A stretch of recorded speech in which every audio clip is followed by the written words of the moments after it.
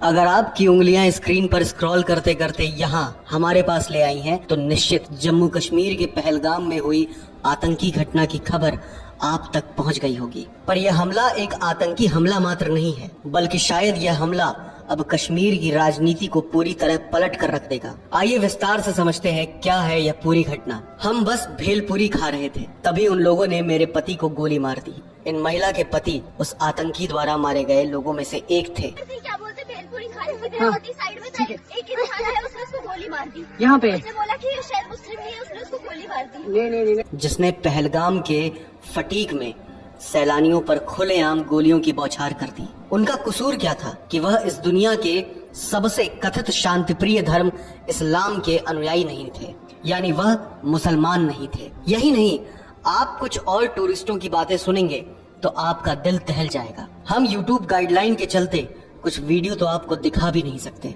फिलहाल हमले में 27 लोगों के मारे जाने और अन्य लोगों के घायल होने की खबर है। हालांकि अभी खबर लिखे जाने तक आंकड़ों पर कोई आधिकारिक पुष्टि नहीं हो पाई है। खैर, घटना की सूचना मिलते ही सूचना बलों की एक टीम क्षेत्र में भेजी गई और खबर लिखे जाने तक प्रधानमंत्री नरेंद्र मोदी से चर्चा के बाद गृह मंत्री अमित शाह पहलगाम के लिए रवाना हो गए हैं। एक वरिष्ठ पुलिस अधिकारी ने बताया कि फायरिंग की आवाजें सुनते ही सुरक्षा बलों को बायसरन क्षेत्र में भेजा गया, जो एक नॉन मोटरेबल इलाका है। इस हमले की जिम्मेदारी पाकिस्तान के लश्कर तैयबा से जुड़ी द रेजिडेंट फ्रंट ने ली है। क्षेत्र में सर्च ऑपरेशन और स्थिति पर करीबी नजर रखी जा रही है। जब यह हमला हुआ तब पहलगाम पर्यटकों से भरा था। हालांकि इस हमले की साजिश का एक धुंधला सत्य दिखता नजर आ रहा है। बात ज्यादा पुरानी नहीं है जब जम्मू और कश्मीर के गुलमर्ग में एक सुरम्य स्की रिजॉर्ट में आयोजित एक फैशन शो ने इस्लामिक कट्टरपंथियों को भड़का दिया था। इस फैशन शो की मुख्यमंत्री उमर अब्दुल्ला ने भी निंदा करते हुए कहा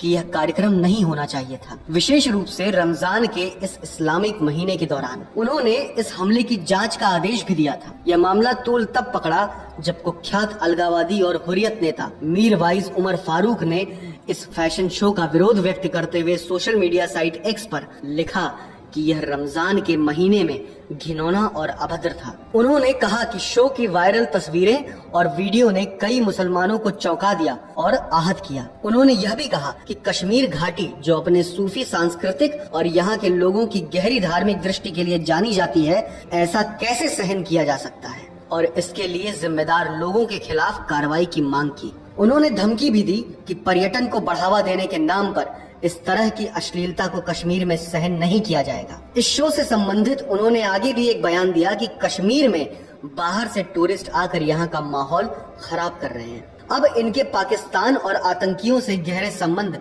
किसी से छुपे नहीं है, जिस पर फिलहाल जांच चल रही है। पर घटना के संयोग यहीं खत्म नहीं होते। इस वक्त भारत में अमेरिका के उपराष्ट्रपति जेडी वैंस मौजूद हैं। इस दौरान भारत के कश्मीर जैसे संवेदनशील इलाके में आतंकी हमला होना एक प्रकार से आतंकवादियों का भारत के साथ साथ कश्मीर को कोई संदेश देने की कोशिश है। यही नहीं, आपने कुछ दिन पहले ही Pakistani army chief general Asim Munir का ओवरसीज पाकिस्तानियों के सालाना सम्मेलन के कार्यक्रम में अपने भाषण के दौरान उन्हें सुना होगा कि हम हिंदू से बहुत अलग हैं।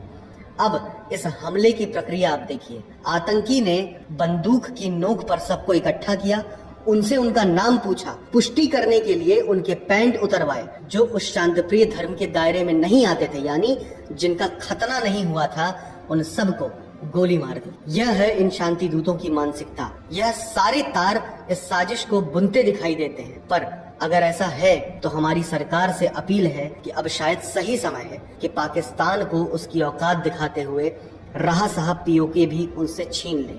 आप असहमत हो सकते हैं, पर यह भी समझ लीजिए कि जो लोग कहते हैं कि गोली हिंदू मुसलमान नहीं देखते, क्या कहिएगा इस घटना पर आप? क्योंकि यहाँ गोली टूरिस्टों को नहीं बल्कि हिंदू टूरिस्टों को मारी गई है। इस हमले में मारे गए लोगों के प्रति न्यूज अपनी संवेदना व्यक्त करता है, उन्हें श्रद्धांजलि देता है और हमारी सरकार से आशा रखता है कि सरकार और सुरक्षा एजेंसियां उनके खून के एक एक कतरे का हिसाब लेगी। हम इंडियन ट्रैवल स्टोर्स में बुक करके कश्मीर प्रवास में आए हैं। अब हमारा कश्मीर टूर का दूसरा दिन है। कल हम बोट हाउस में ठहरे थे। बोट हाउस तो बहुत अच्छा था। अब हम शिकारा राइड कर रहे हैं। शिकारा राइड कर रहे हैं।